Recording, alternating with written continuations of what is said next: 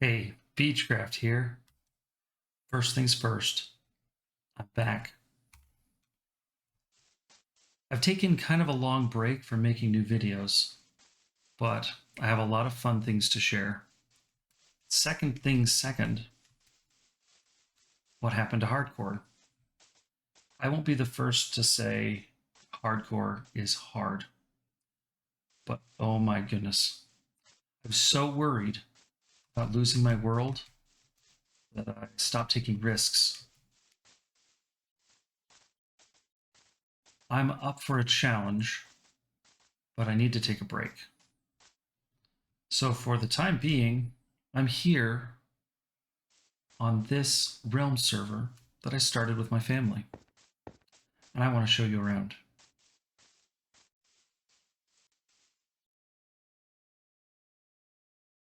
This is not how our world is presently, but this is just what it started as. Our spawn point was actually down here in these trees. We decided to split up, go opposite directions, and start our bases. My son headed that way toward those hills and made some really awesome things. My wife took residence on top of this hill and has made some incredible things that I want to show you later on.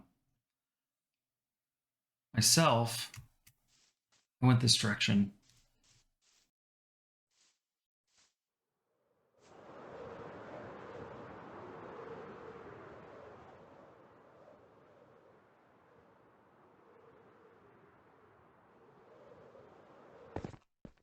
Here's where I started off.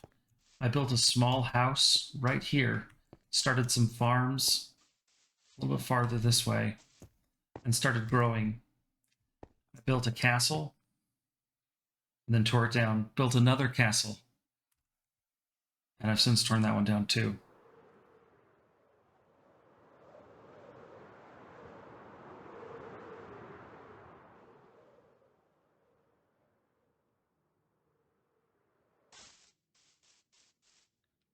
And here we are, in about the same spot on the current server. Things have changed quite a bit. After building all of the castles and tearing them down, I decided I needed a fresh start. I started by installing the wall, which was part of my last castle, but I evened it out, and then I flattened out the land in here. All of these pillars you see, all 8 on the inner circle, the one in the center, and 12 around the outside perimeter of this wall. Each of these contains a beacon at the bottom of the world. Let's go check it out.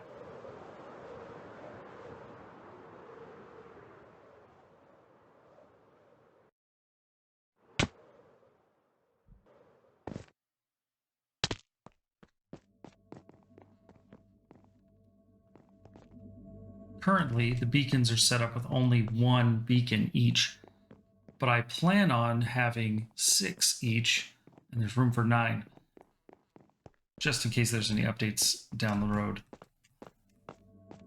So these are at bedrock, and I've built tunnels between all of them to help manage them, and it helps gathering resources, honestly. Each of these have only 2 powers selected.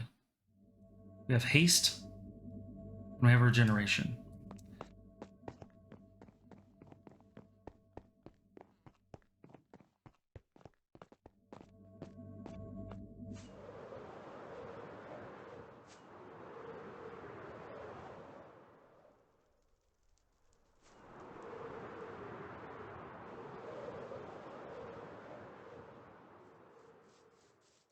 In this particular phase of my build, basically everything's been taken down. And I've had to move all of my storage out here. But I do have everything completely organized at this point. Everything in all of these chests. And I have a lot more stuff now than it might seem, because I have been putting everything in shulker boxes inside the chests. So hopefully I'll be able to keep everything organized while I build and keep everything condensed. I had a giant room with lots of overflow storage before, and this I think can be a lot more compact. Over here, I have several of my animals.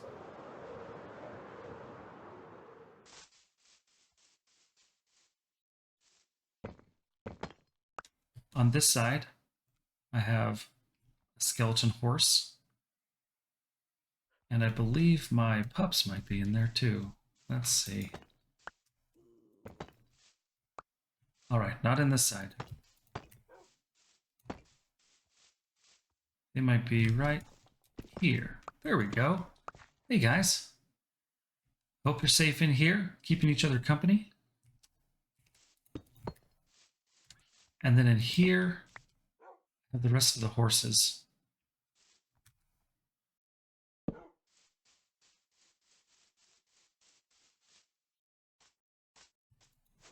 Over here is a much different collection. Throughout my time on this server, I've begun collecting hostile mobs. I've moved them several times, but this is their current residence. It's going to sound a bit scary here, but don't worry. They can't hurt us. So here we have a drown, a wither skeleton, a zombie villager, a spider, a charged creeper, a blaze. He was particularly difficult to get across the nether. I have a hoglin, a regular creeper, a witch, a magma cube, a skeleton, a pillager chief, and a piglin, a zombie piglin.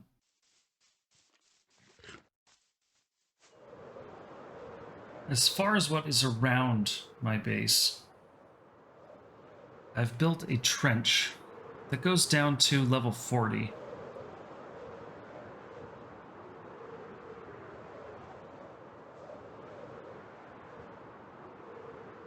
This, I think, looks cool, but also provides a little bit of safety once I get everything lit up.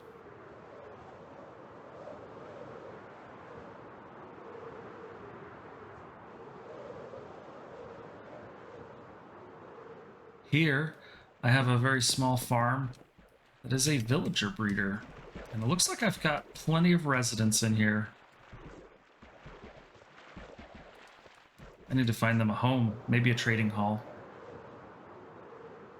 Just outside my main base, I have a small arena that I built. This arena has been used a couple of times to do competitions and face-offs between my family, and it's been a lot of fun. But the idea is that this entire layout can change, and we can move it around to whatever suits us. So this is the main entrance for spectators, but down here is where you would go if you were competing in the arena. There's a small changing room at the end of this hall with some gear for you. Typically, we've gone in maze fights, and we end up doing with just leather armor or just iron armor. But here you can see in the maze, you'd be looking around for your opponent and fighting. There is a changing room or a base room on either side, one red and one blue.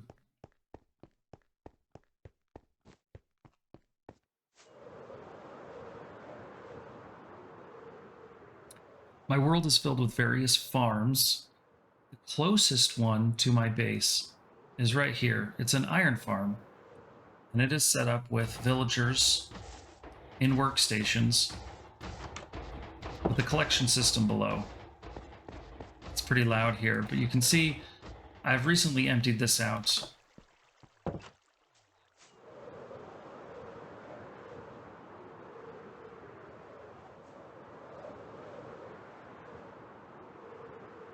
One more farm to show you is this quadruple gold farm.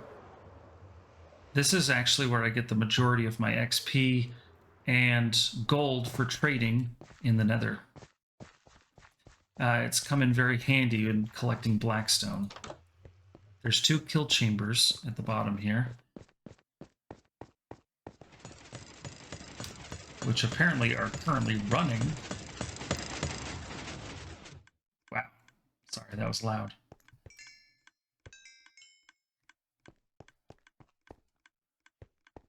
And this kill chamber here feeds down into large storage collection system.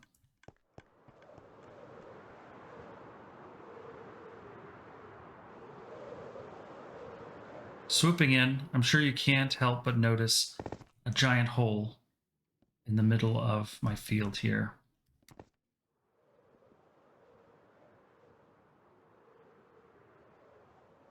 Down here is a place for a couple of other farms and systems, some for collecting honey, some for generating more lava, dripstone. Then I have a couple of different cobblestone and stone generators here.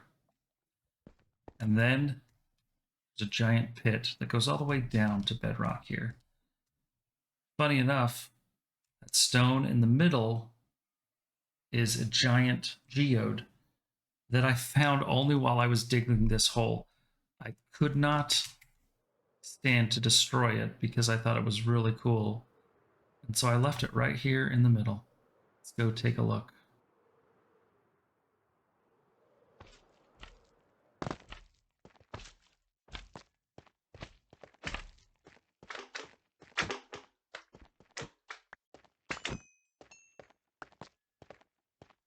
There we go.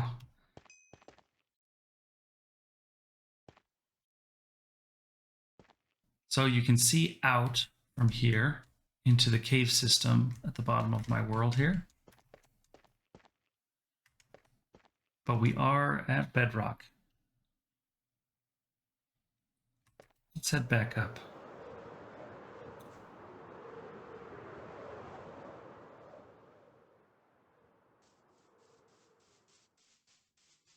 So that was a brief tour of my base. Like I said, I've had a couple of castles here, lots of different farms and builds that I've torn down recently in order to enable an entirely different build in this spot.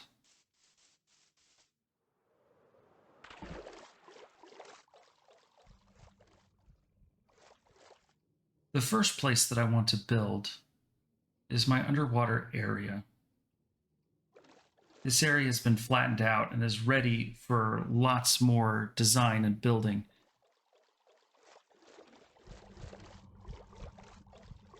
This here is a conduit, and while this is surrounded by a certain number of prismarine blocks, it enables us to have powers such as underwater breathing. Notice I'm not running out of oxygen right now. That will help while I build under the water here. One of the problems that I wish I could do away with is all of these drowned zombies. There are so many of them, and they spawn constantly.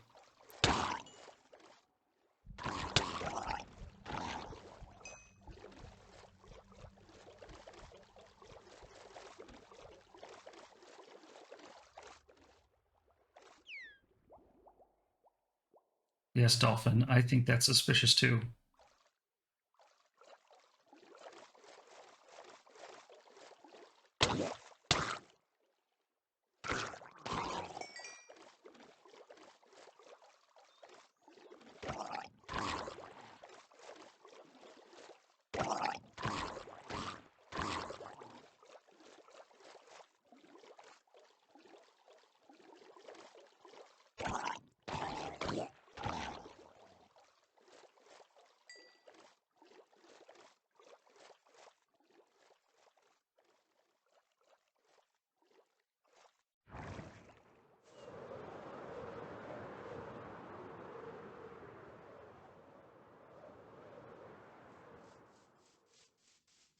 As part of my efforts to build under the water, I've gathered all of the ores that I collected while I was digging out the huge moat around my wall and the holes and columns down to my beacons.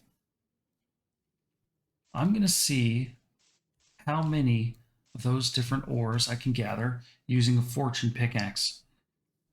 Let me get this organized and we'll try it out.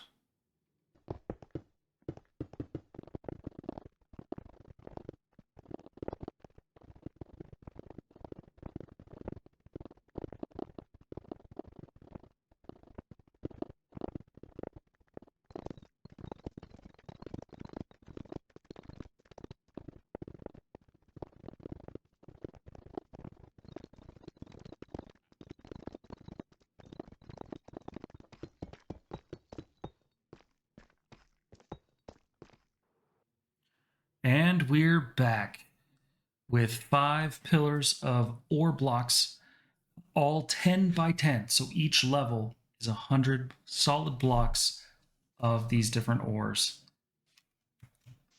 We have 473 redstone blocks, 573 iron blocks, 401 diamond blocks, 3,213 copper blocks, and a whopping 3,965 coal blocks.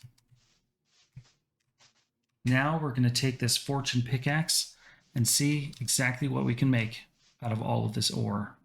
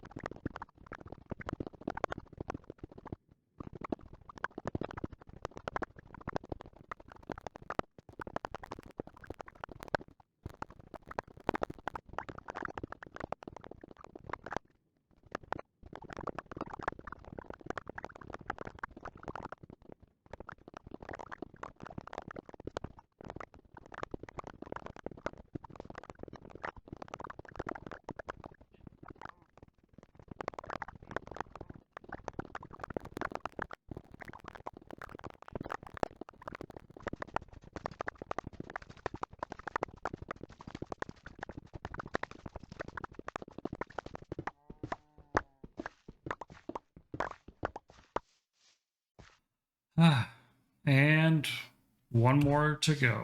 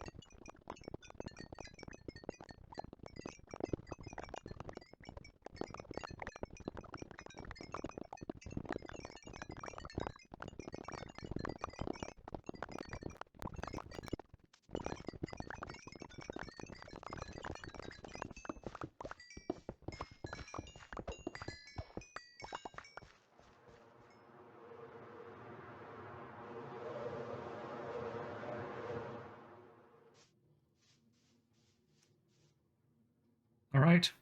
After all that work and days of mining, I've quite a few shulker boxes to show for it. I've got little signs here to kind of point out my progress. The redstone blocks, I started with 473 and got a 6 times return, and ended up with 2,863 of the redstone dust.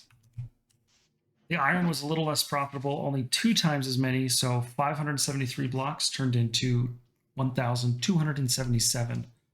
Diamond blocks went from 401 to 867 diamonds. That's another 2 times the investment. Copper was by far the best, 7.5 times as many. 3,213 blocks turned into 24,343 raw copper. And then we had coal, which also gave me 2 times as many coal as I had blocks. 3,965 turned into 8,575. So I've got a lot of resources now. What I need to do with this is smelt a bunch of copper, and then we're going to have copper blocks for days to work on my underwater build. Okay, so I was going to go ahead and try this with my 4 blast furnaces, try to get through these 24,000 some odd blocks of copper, or pieces of raw copper, that is. But using an online calculator, I discovered that it's going to take 9 hours to do that with just 4 of these. So I think I'm going to have to build a much bigger furnace system to get through these a lot faster. So I guess here I go.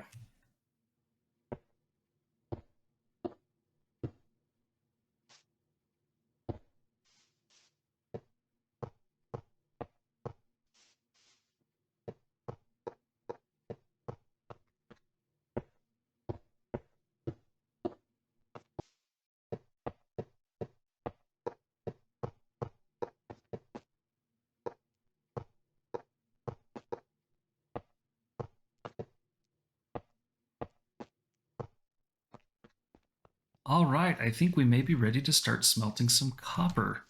I've got here what you might call a super smelter, so we can smelt through as many raw copper blocks as we can all at once. There are 24 blast furnaces. This should give us our fastest smelting times for ores.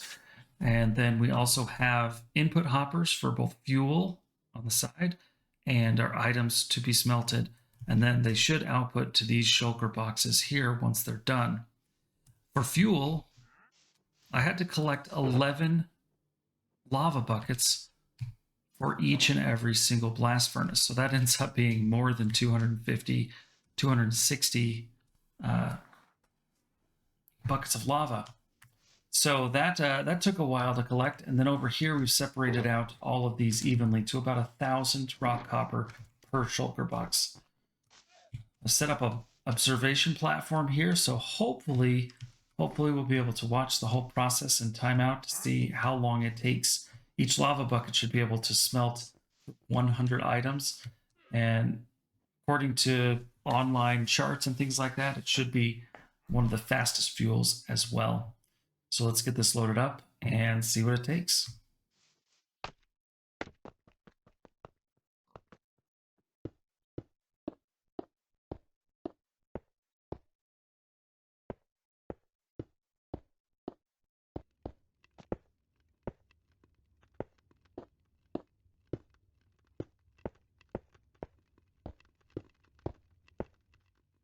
All right, this might be a little ridiculous, but I think I finally have it set up, so I hopefully will be safe, and you can still kind of see the super smelter. So let's wait and see how long it takes.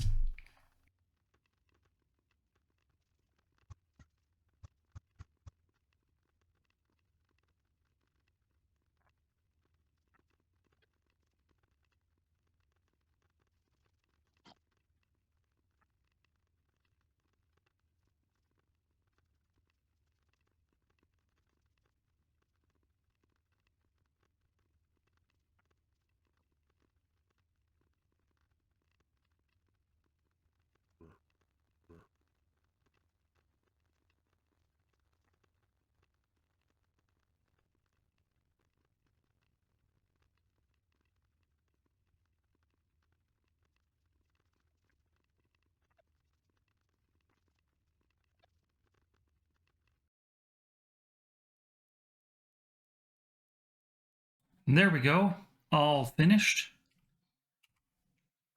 Let's go check it out.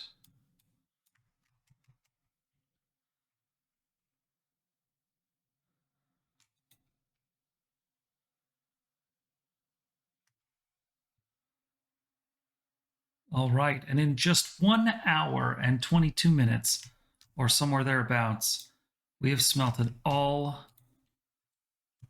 Oh, we're still going on some of these. Looks like I jumped the gun by a couple of minutes here. We should be finishing up our final smelting of copper here. I think that was the last one right there. All of these should be finished now. And so in over 1 hour and 22 minutes, I'll have to go back and watch the footage to be sure. But in that time, we smelted 24,343 pieces of raw copper into copper ingots. That's pretty exciting. That'll make a lot of good blocks and a lot of materials for working on my underwater portion of this build. That's all the time I have today. Thank you so much for watching my video and welcome back to the channel. We're going to have a lot of good content coming out very soon. Hope to see you again. Goodbye.